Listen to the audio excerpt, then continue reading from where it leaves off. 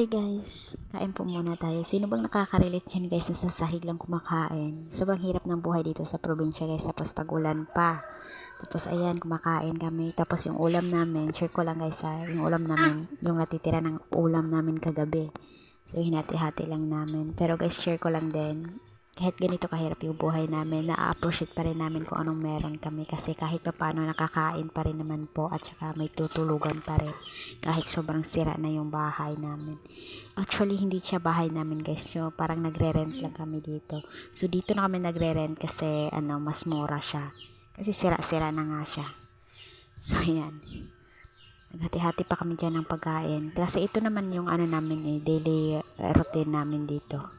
Parang sanay na din kami naman po. So, ayan.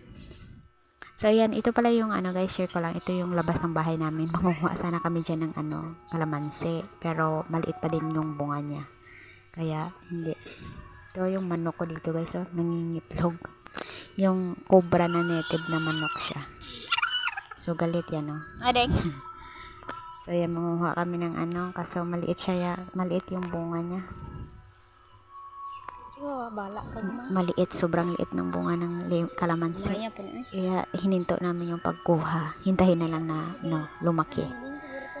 So, sobrang nature yung labas ng bahay namin guys. Sa mga nature lover dyan. sobrang sobrang greeny siya. Kasi nature nga siya. Tapos tag-ulan pa, kaya lahat ng mga damo nagtatabaan. Yan o. So, doon banda guys dyan. Gubat po yan.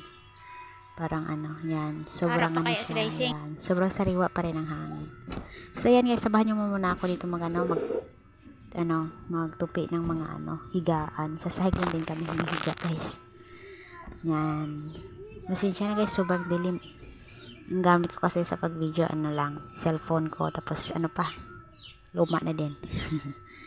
So, ayan lang po guys. Don't forget to subscribe our YouTube channel po. Thank you.